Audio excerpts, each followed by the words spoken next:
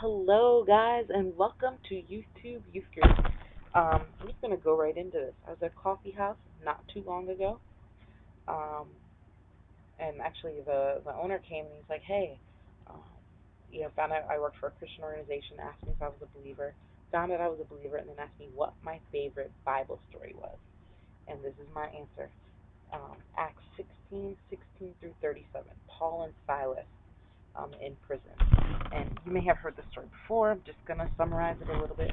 Paul and Silas walking down the street, same street, I guess, every day, and this lady keeps taunting them. Slaves of the Most High, these are slaves of the Most High.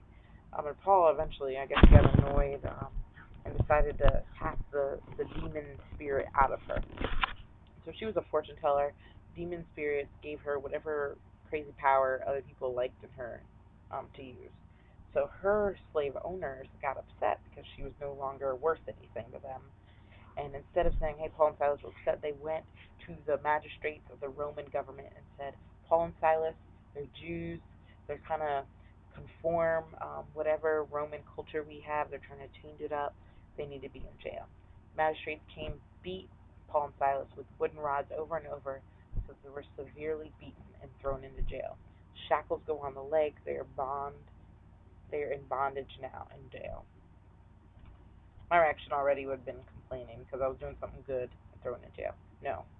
Verse 25, which is my favorite, says, around midnight, Paul and Silas were praying and singing hymns to God, and the other prisoners were listening. So they're singing, praising him, and boom, shakalaka, the Lord sends an earthquake. Not only does it take the shackles off their feet, it opens up the doors. So these doors are now open. Prison guard wakes up because he's been sleeping, even though his only job was to watch these prisoners and make sure they didn't leave. And he's about to kill himself when he wakes up because the jail doors are open. And he's like, I don't know what happened. I just heard the earthquake. So he goes, opens the door, look in, about to kill himself. Paul and Silas say, no, do not. We are all here. Must have done a head count. He says, we are all here. The prison guard is like, wow, what must I do to get saved? Paul and Silas use this as a perfect opportunity to preach the gospel. Um, Not only does he become a believer, but his whole family becomes a believer. And Paul and Silas get off because the magistrates find out they're Romans, and they're like, hey, get out of here. You shouldn't be in jail anyway. We're sorry. Peace out. So, they have this huge feast after the whole family becomes the believers. And I picture this feast in my head being so huge. But the reason I love this story, I'm kind of explain, when I look at Bible stories, I do three things. I observe, interpret, and apply it.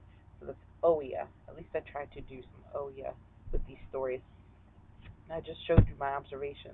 And I'm interpreting this as Paul and Silas are doing something great. Casting out demons, thrown in jail unjustly, beaten unjustly, and yet all this fruit is bared because of it. God in his faithfulness um, to what they're doing. They're praising hymns at midnight, the darkest hour. They are praising God despite their circumstances. And God is faithful. Boom, shakalaka, earthquake. Fruit is bared with the believers in the prison guard's family.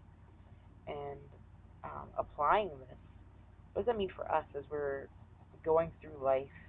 I mean, I've never been beaten and thrown in jail, but I feel like I've experienced some things that I'm just like, God, is this really first thing I want to do is complain about how, I just did something good. How could this happen to me? This is unjust. This is not right. This is wrong.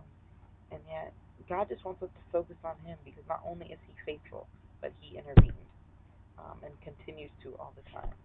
So may we begin to sing praises and hymns at every hour, including midnight, despite our circumstances. Yeah, but you're going to hear from Alan, and you're going to hear from Teacup, and I would love for you guys as well to share your favorite Bible stories. You can either comment below or make another video just like this one. Video. Um, and yeah, I want to hear what your favorite Bible story is and why you love it. And share as much as you want.